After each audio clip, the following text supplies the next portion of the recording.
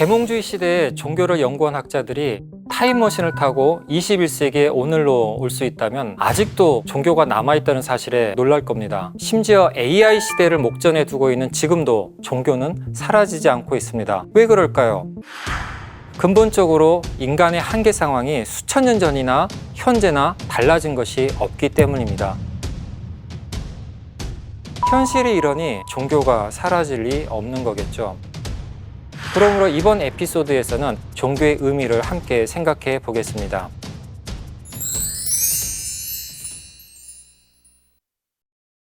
안녕하세요. 신학자 정경일입니다. 세계화를 특징으로 하는 현대에는 종교들의 관계도 달라지고 있습니다. 앤서니 드 멜로 신부는 여러 비유와 우화로 종교의 문제들을 설명했습니다. 어느 날 악마와 그의 친구가 산책을 나갔습니다. 근데 저 앞에서 어떤 사람이 이렇게 몸을 숙이더니 뭔가를 줍는 거예요. 악마의 친구가 묻습니다. 저 사람이 주운 게 뭐지? 악마가 답합니다. 진리의 조각이지. 악마의 친구가 묻습니다. 그런데도 자네는 불안하지 않나? 그러자 악마가 싱긋 웃으며 답합니다. 괜찮아. 나는 저 사람이 그 진리의 조각으로 종교를 만들게 할 거거든. 진리의 조각을, 작은 조각을 주었을 뿐인데 그게 마치 진리의 전부인 것처럼 믿고 주장하는 게 종교라는 것입니다. 그것은 인간으로서는 완전히 알 수도 소유할 수도 없는 겁니다. 그런데 사람들은 자신이 진리를 알고 있고 진리를 소유하고 있다고 주장합니다. 그것은 진리가 아니라 진리 주장일 뿐인데도요.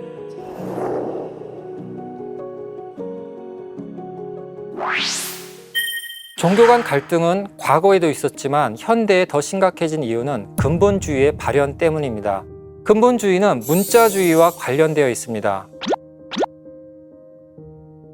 성서나 꾸란 같은 경전의 문자를 신이 직접 주거나 영감을 주어서 기록하게 한 절대적 계시라고 믿는 겁니다. 성서에 기록된 나 외에 다른 신을 두지 말라 라는 문자를 절대시해서 다른 종교를 부정하고 적대하고 배타하게 되는 겁니다. 근본주의의 더 심각한 문제는 2000년 전, 3000년 전의 문화적 산물인 윤리나 율법을 현대에도 그대로 적용하려는 것입니다. 대표적인 것이 성소수자 혐오와 차별이죠. 성서에 동성애에 대해 비판적인 문자가 있다고 해서 그걸 역사적 문화적 해석 없이 그대로 오늘의 삶에 적용하는 것입니다. 실제 경전에 어떤 문제적 내용이 있다 해도 그것을 당시 시대의 문화적 산물로 인정하고 오늘의 시대에 맞게 비판적으로 재해석하는 노력이 절실합니다.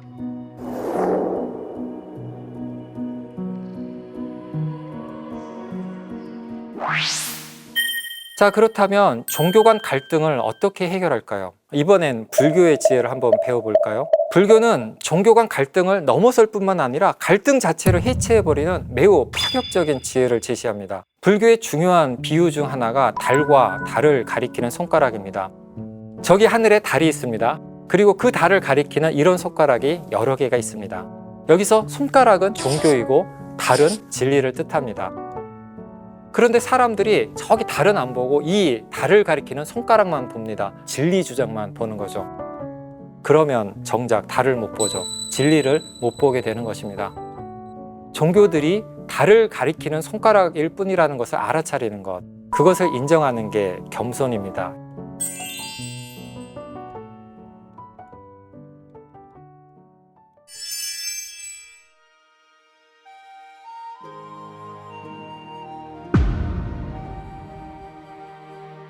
월인천강은 하나의 달이 1000개의 강물에 비춘다라는 뜻입니다.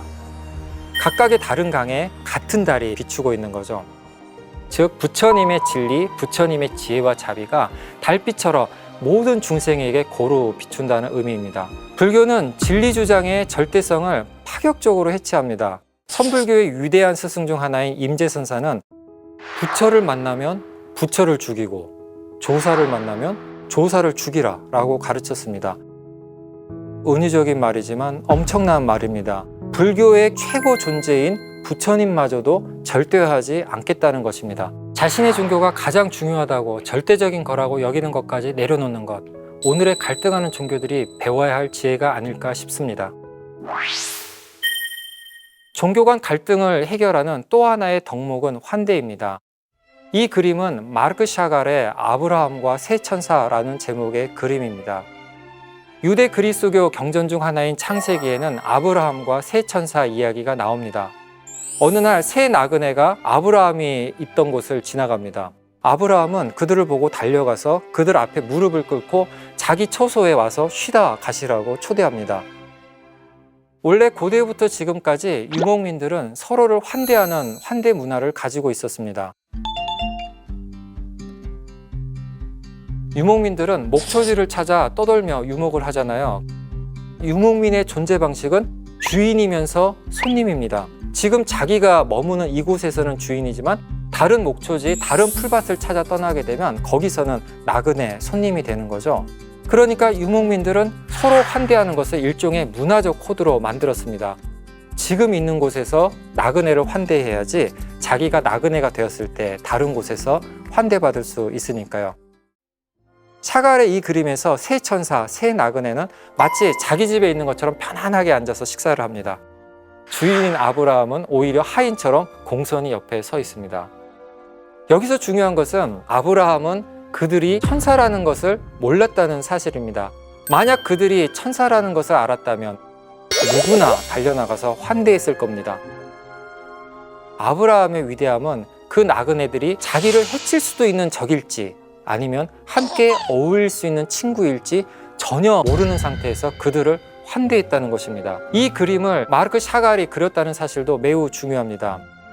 샤갈은 아브라함과 새 천사라는 제목의 그림을 여러 장 그렸습니다. 그만큼 그에게 중요했다는 거겠죠. 샤갈은 유대인입니다. 유목민처럼 떠들면서 살았고 동료 유대인들이 무참히 죽임당한 홀로코스트를 고통스럽게 목격했습니다.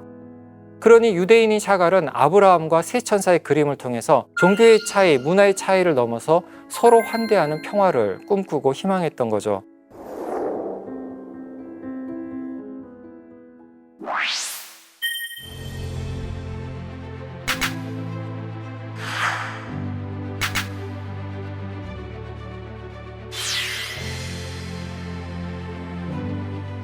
실제로 산업혁명 후 현대사회에서 종교가 위축된 것은 사실입니다.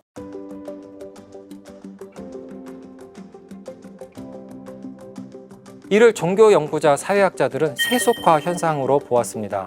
세계가 종교의 지배로부터 벗어난다는 것입니다.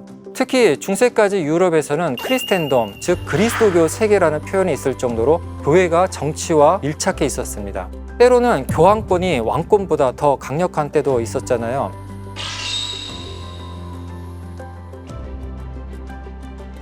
이렇게 종교가 사회, 정치 권력과 결탁하거나 지배하던 시대가 끝나고 신앙을 갖고 안 갖고가 이제는 개인의 선택이 된 것, 그것이 바로 세속화의 핵심입니다. 그런데 1960년대, 70년대에 세속화론을 전개한 학자들이 시간이 갈수록 세속화가 심화될 거라고 예측했던 게 틀렸다는 것을 발견하게 됩니다. 남미나 아프리카에서는 그리스도교와 이슬람이 오히려 급팽창했거든요. 그래서 세속화 태제를 주장했던 피터 버건은 일찌감치 1990년대에 탈세속화 이론을 제시했습니다. 과학기술 혁명 시대에도 여전히 종교는 지속된다는 것이었습니다.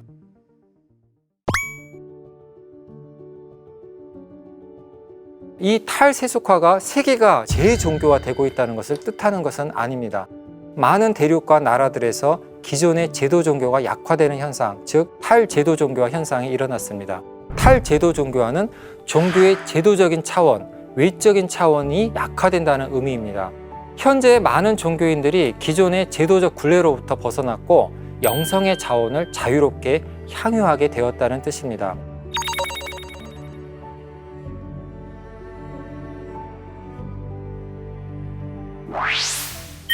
이렇게 현대인의 종교성은 과거와 달리 매우 탈경계적이고 탈제도적입니다. 그렇다면 이처럼 종교성의 탈경계성, 탈제도성이 나타난 이유는 도대체 뭘까요? 그것은 현대인의 정체성 형성 방식이 과거의 정체성 형성 방식과 달라졌기 때문입니다. 우리는 한 개인의 문화적인 정체성이 형성되는 것을 뿌리, 루트의 이미지로 생각하죠. 나의 가족, 나의 공동체, 그런 나의 뿌리의 영향을 받으면서 나의 정체성이 형성된다고 생각합니다. 그런데 현대인은 꼭 그렇지 않습니다. 이 에피소드를 시청하시는 분들 중에 태어나신 곳에서 계속 살고 계신 분이 얼마나 될까요? 아마 많은 분들이 태어나신 곳에서 떠나 다른 곳에서 지금 살고 계실 겁니다. 과거에는 한 지역, 한 나라를 떠나지 않고 사는 사람들이 대부분이었지만 지금은 다양한 형태로 다른 세계를 경험하면서 살아갑니다. 그러니 현대인의 정체성은 뿌리, 루트가 아니라 길, 루트를 통해서 형성됩니다.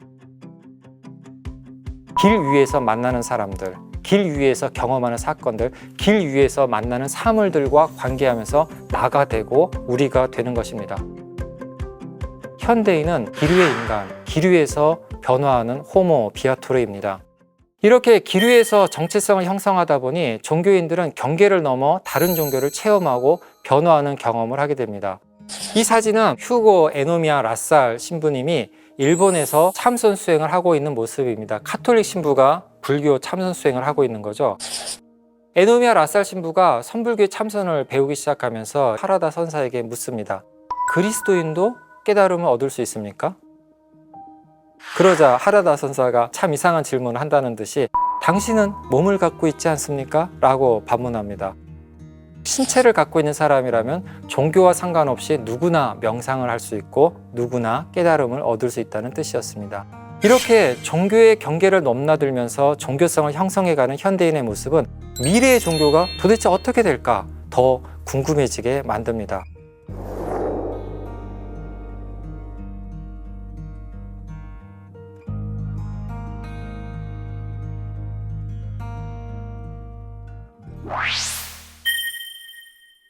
일본 교토의 코다지사의 AI 관세음보살 민다르입니다. 이 관세음보살은 반야신경을 읽고 불교의 가르침을 말해주는 AI 로봇 보살입니다. 장례식에서 독경을 해주는 로봇도 있습니다. AI가 종교적 문제에 대해서 상담도 하고 가르침도 주는 시대가 이미 시작했습니다. 그렇다면 인간 사제들을 AI 사제들이 대체하게 될까요? AI가 종교의 풍경을 크게 바꿀 것은 분명해 보입니다. 유발 하라리는 호모 사피엔스의 시대가 가고 호모 데우스의 시대가 올 거라고 예견합니다.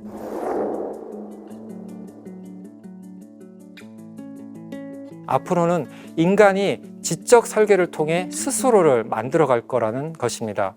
그런데 서로를 미워하고 있는 인간이 지금의 인간의 형상을 따라서 지적 설계를 통해서 창조한다면 어떻게 될까요? 우리는 포스트 휴먼 AI가 지금의 인간보다 더 나은 존재, 선한 존재일 것인가?